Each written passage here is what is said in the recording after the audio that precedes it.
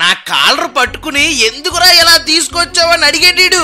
Vijayawada to Kerala day 1 trip ఇది. అసలు ఇలాంటి ట్రిప్ ఎవరికి జరుగుండదు. నెల రోజుల కిందటే టికెట్లు బుక్ చేసుకున్నాం. కాకపోతే ఆ ట్రైన్ 24 గంటలు లేటు. కామెడీ ఏంటంటే రిటర్న్ కూడా టికెట్లు బుక్ చేసుకున్నాం. ఒక రోజు వేస్ట్ అయిపోతుందని మళ్ళీ టికెట్ల కోసం వెతికితే విజయవాడ నుండి చెన్నై వరకు టికెట్లు దొరికినాయి. సరే అని బుక్ చేసేసాం. ట్రైన్ ఎక్కడానికి వెళ్ళాం. కుడికాలు ఎట్టెక్కరా అంటే ఎడం కాలు ఎట్టెక్కాడు. అక్కడే తేడా కొట్టేసింది. ఇంకా ట్రైన్ ఎక్కగానే పడుకుని పోయాం. పొద్దున్నే లెగ్గానే చెన్నై వస్తుంది. ఇంకా ట్రైన్ లోనే పలుదోమ వేసుకుని నీట్ గా ఫేస్ వాష్ చేసుకుని చెన్నైలో దిగిపోయాం. లోకల్ ట్రైన్ ఎక్కాలంటే మళ్ళీ వేరే స్టేషన్ కి వెళ్ళాలంటే నడుచుకుంటూ వెళ్ళాము. చెన్నైలో మన సబ్స్క్రైబర్ కూడా ఒక అతను తగిలాడు. ఆయనతో కాసేపు మాట్లాడేసి లోకల్ ట్రైన్ ఎక్కేసాం. ట్రైన్ అసలు ఖాళీ లేదు.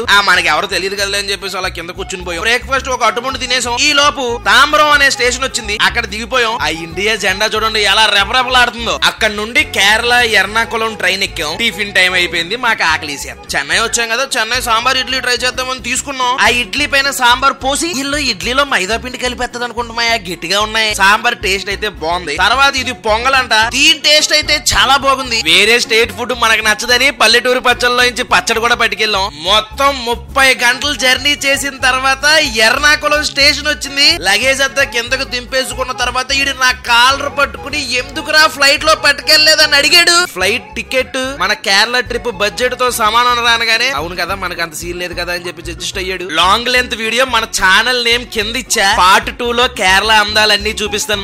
లైక్, ఫాలో, సబ్స్క్రైబ్ అస్సలు మిస్ అవ్వద్దు. ఉంటాను మరి. జై హింద్.